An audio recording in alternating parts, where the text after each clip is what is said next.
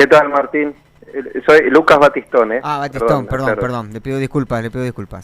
No hay problema. Doctor, bueno, lo decía, a ver, con un DNU se reforman varias normativas que tienen que ver con el derecho laboral, puntualmente la ley de contrato de trabajo, multas, sanciones e indemnizaciones dobles para despidos cuando hay, por ejemplo, empleo no registrado, no va más en Argentina. Correcto, el decreto modifica no solamente la ley de contrato de trabajo, sino otras leyes que son aplicables en el mundo, digamos, de las relaciones laborales en Argentina. Como bien dijiste, se derogan las multas del empleo, es decir, ya no existe un sobrecosto por la falta de trabajo, la registración deficiente del trabajo. Se deroga la ley 25323, que también sancionaba lo mismo en algún supuesto un poco distinto, pero en definitiva lo que hace el empleo no registrado. Y incluso se deroga hasta el artículo que sanciona el empleo no registrado, el empleo doméstico. ¿Sí? Eso, desde un punto de vista llamativo, porque es una actividad donde la informalidad laboral es altísima. Derogar... Doctor, disculpe que lo interrumpa. Sí. Lo estamos escuchando mal, con problemas en la señal. Le quería pedir si se puede reubicar en un lugar donde tengamos un mejor contacto. Perdón, ¿ahí? ¿Por? No, lo escuchamos igual. A ver, me estoy moviendo. Ahí, doctor. Ahí. Muchísimas Perdón, gracias, muchísimas gracias. Bueno, no sé qué se me escuchó y qué no. A ver, nos quedamos con el régimen de amas de Sí. trabajadores de casas particulares. Sí, es llamativo. Deroga el artículo 50 de la ley 26844, que es la que regula el empleo doméstico, lo cual implica que en una actividad que tiene altísima informalidad laboral, se deja sin efecto la penalización que tiene el empleador por no registrar la relación. Entonces, con esta reforma, tener una persona registrada o no tenerla registrada, desde el punto de vista indemnizatorio, es lo mismo, ¿sí? O sea, lo único que se mantiene es una posibilidad del trabajador de hacer la denuncia a la AFIP o al Ministerio de Trabajo o a la Secretaría de Trabajo, bueno, hoy es Secretaría de Trabajo, Secretaría de Trabajo Nacional o Provincial, para que teóricamente a partir de eso alguna de estas dependencias realice la determinación de deuda por la omisión de aportes y contribuciones, pero ya el trabajador no tiene derecho a ninguna indemnización adicional por no estar registrado. Ahora, doctor, estamos con un marco regulatorio en el derecho laboral en Argentina como el que teníamos previamente al decreto de ayer. Tenemos un alto nivel de informalidad. ¿Cuál es el incentivo para contratar gente, lo digamos vulgarmente, en blanco a partir de esta modificación? Bueno, honestamente para mí ninguno. Claro. Es decir, hoy tenemos en Argentina aproximadamente 45% de informalidad laboral. Derogar de cuajo toda indemnización adicional por este tipo de incumplimiento, para mí desincentiva a tener una persona en blanco, ¿sí? Desde ya, además, que el empleo en Argentina, yo soy de los que creen que el empleo en Argentina no se genera por la existencia o por la vigencia de una ley o de otra, sino porque existan condiciones económicas que sean convenientes para quien quiere desarrollar una actividad, ¿no? Entonces acá hay una cuestión impositiva y de presión fiscal que no la veo tratada en el decreto, ya que un decreto de necesidad de urgencia no puede regular sobre materia impositiva. Asumo que las leyes que dice mi ley que va a estar mandando el Congreso, quiero creer que va a tener una reducción de la presión fiscal, y después tampoco hay nada sobre los impuestos al trabajo, ¿no? Hay que pensar que hoy en un sueldo de 100 pesos, por dar un ejemplo, el trabajador percibe 80 y el empleador le sale 140. Entonces ese costo de 60 de diferencia hoy está todavía vigente. Claro. Ahora, justamente pensaba en eso, doctor, ¿no? Porque se modifica o se elimina en realidad varios artículos del 43 al 48 de una ley que el título es Prevención de la Evasión Fiscal, ¿no? Y que habla de las sanciones para los empleadores que retiren los aportes de sus trabajadores. ¿Eso lo puede hacer a partir de un decreto? No, a ver, hay todo un capítulo de esto que es más de derecho constitucional, o sea, es más amplio, que es la validez del DNU, ¿no? Claro. Es decir, la discusión de si hay necesidad, si hay urgencia, si eso eventualmente lo puede revisar la justicia. La Corte Suprema ya ha dicho, digamos, en doctrina que es medio inveterada, que las cuestiones de conveniencia o de política no las puede revisar la justicia. Lo que sí está claro es que, digamos, estando el Congreso habilitado para sesionar, lo más correcto, más republicano, hubiese sido que esto pase por el Congreso, ¿no? Claro. Ahora, hay dos cuestiones yo interpretaba, ¿no? Porque al sacar las multas para aquellos que retienen los aportes de seguridad social, es decir, no vas a tener sanciones o van a ser menos gravosas, claramente lo que está diciendo es, bueno, si no pagas los aportes y los retenés, no te va a pasar nada después. Claro, a ver, en concreto lo que vos estás refiriendo es Sí. el artículo 43 de la ley Sí, sí. 25345, había reformado la ley de contrato de trabajo y establecía en el artículo 132 bis que el empleador que retuviera el aporte y no lo ingresara tenía una multa equivalente a un salario que se devengaba mensualmente hasta el momento de la regularización de la situación, ¿no? Sí. Sí, sí. Eso hoy no existe más, con lo cual el único riesgo que tendría un empleador que incurre en este tipo de prácticas es que tenga una inspección de la FIP, por ejemplo, y que la FIP le haga una determinación de deuda. Claro. Pero bueno, eso, digamos, la experiencia en los últimos años, te diría en las últimas décadas, es que la FIP prácticamente de esto no se ocupa. Entonces, como bien decís, No pasa nada. Es probable que retiene un aporte y no lo ingresa, en lo inmediato por lo menos no tenga ninguna consecuencia. Claro.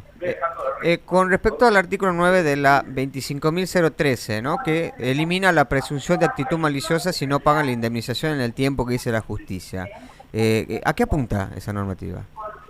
Bueno, ese artículo en realidad quedó vigente Sí. de la ley 25.013 que ya había tenido derogaciones de algunos artículos. Ajá. Y tenía una suerte de superposición con el artículo 2 de la ley 25.323. ¿Sí? Ahí recuerdo el artículo 2 de la ley 25.323, Sí. que ahora también está derogado. Lo que Indemnizaciones penaliza es la falta de pago de una indemnización por despido, o lo que penalizaba, mejor dicho, es la falta de pago de una indemnización por despido, con un 50% de recargo. Este artículo 9 de la ley 25.013 consideraba que la falta de pago de una indemnización o el incumplimiento de un acuerdo laboral suponía una actitud temeraria y entonces habilitaba a los jueces eventualmente a establecer una tasa de interés diferencial en el caso de ese tipo de incumplimiento. Bueno, eso tampoco rige más. Claro.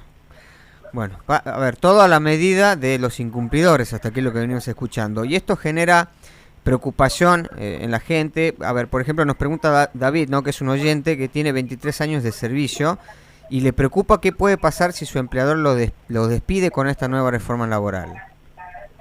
Bueno, en el capítulo de lo que es la indemnización, Sí. en principio la ley mantiene el esquema anterior. Bien. De un sueldo por año trabajado y como novedad habilita la creación de un fondo de cese laboral a través de la negociación colectiva. Ahí digamos, hago un paréntesis que es, yo entiendo que eso por lógica va a ser para los nuevos trabajadores, porque no Sí. se podría crear un fondo de cese que contemple una antigüedad de, por ejemplo, de 20 años anteriores, porque no tiene manera de fondearlo. Claro. Ese fondo estaría a cargo del empleador, pagando una contribución del 8% mensual. Y la otra novedad es que se habilita la contratación de seguros de capitalización para cubrir la indemnización. ¿Sí? O sea, acá falta obviamente la reglamentación. normativa del Poder Sí, Ejecutivo que va a explicar cómo las compañías de seguros supuestamente saldrán a ofrecer este servicio que funciona como un seguro tradicional en principio. Con respecto a esto también, doctor, no rige lo que es el principio de que las normas no son retroactivas, es decir, si yo soy un trabajador registrado antes de este decreto, ¿no me rigen las normas anteriores? Bueno, llamativamente no se establece de forma concreta a partir de cuándo rige el decreto, ¿no? Claro. En principio el decreto se aplicaría a partir de hoy y después yo creo que va a haber mucha litigiosidad en las cuestiones particulares. En relación a esta pregunta concreta que vos hacés, ya hubo otros casos donde hubo modificación al régimen indemnizatorio, por ejemplo cuando se sancionó la ley 25.013 en el año 98, Sí. Y ahí la jurisprudencia lo que estableció es que no existe un derecho adquirido a tener un régimen indemnizatorio específico, porque el razonamiento es que el derecho a una indemnización se genera en el momento en que se extingue la relación de trabajo, ¿sí? Entonces, si el hecho generador de la aplicación de la norma, que es la extinción de la relación de trabajo, no se configura estando vigente la ley anterior, es decir, la ley sin la reforma, en principio, al que lo despiden mañana se le aplicaría la nueva ley, ¿sí? Claro. O sea, la ley reformada por este decreto de necesidad de urgencia. Claro. Por último, doctor, no le quiero dejar de consultar lo que se ha definido ahora como servicios esenciales y indispensables o fundamentales, no recuerdo bien cuál es el término. Sí, que utiliza. trascendentales. Trascendentales. Sí. ¿Se limita el derecho a huelga con eso? Bueno, esa es una norma también bastante polémica que habrá que ver también cómo juega con los convenios de OIT que ha ratificado Argentina, ¿no? Sí. Si bien no hay ningún convenio de OIT que reglamente el derecho a huelga, sí hay un convenio fundamental que es el de libertad sindical, que es el convenio 87. Hay que ver si la Argentina no va a ser pasible de algún tipo de denuncia por esto, porque el umbral que se establece de prestación de servicios, desde mi punto de vista, es bastante alto, ¿no? En el caso de servicios esenciales lo eleva al 75% y en el caso de los trascendentales al 50%. Esto antes de la reforma se establecía que las partes tenían que garantizar una prestación mínima de servicio, pero no se establecía un porcentaje. Entonces, la verdad que ahora, regulándolo de esta manera, el derecho de huelga queda, claro, por lo menos en lo que son actividades esenciales y trascendentales, más restringido, ¿no? Aparte, hasta donde uno puede interpretar, la carga es hacia el trabajador que quiere hacer que quiere hacer huelga, y no al empleador que puede estar incumpliendo, por ejemplo, el pago del salario. Sí, bueno, ahí es una está medio discusión más. ¿Perdón? Que digo que está medio vidrioso ese tema ahí. Sí, hay una discusión más profunda que es, en rigor de verdad, si un empleador no paga un salario, lo que el trabajador puede hacer es retención de sus tareas, ¿no?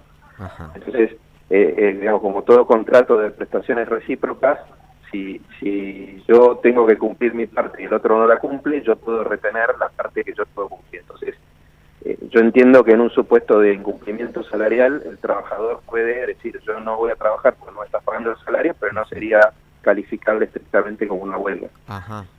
Salvo, obviamente, que el sindicato, porque decía otra cosa, determine que quiere hacer una huelga. Entonces sí, obviamente si hay una declaración formal de la acción directa de huelga, entonces regiría el límite del 75 al 50%. ¿Y el tema de las asambleas, pero que no pueden afectar el normal funcionamiento de los servicios? Bueno, eso en realidad jurisprudencialmente un poco ya existía. Es decir, el derecho a asamblea y el derecho a reunión son, no el derecho a asamblea estrictamente, pero el derecho a reunirse, a peticionar, es un derecho constitucional, pero ya jurisprudencialmente existía pronunciamientos donde lo que decía era que no se pueden hacer asambleas que encubran medidas de acción directa, ¿no? Por ejemplo, hacer asambleas que duren, no sé, 4 horas y que de repente suponga que el trabajador no realiza media jornada. Eso ya venía siendo observado o penalizado por la jurisprudencia. Bueno, ahora ya legalmente se establece lo mismo que el otro artículo que reglamenta, el artículo 242 de la Ley de Contrato de Trabajo, donde ya se establece que los bloqueos o tomas de establecimientos son causal de despido.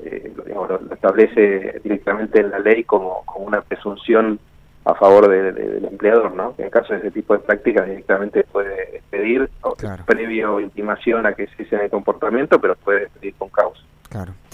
Bueno, doctor, la verdad que seguramente vamos a estar días analizando este DNU, porque son muchas las modificaciones. Obviamente que no da el tiempo de un programa para analizar todo. Le agradecemos el tiempo que nos ha dedicado y por supuesto que nos explique todas estas cuestiones. Bueno, muchísimas gracias por el llamado, que sigan bien.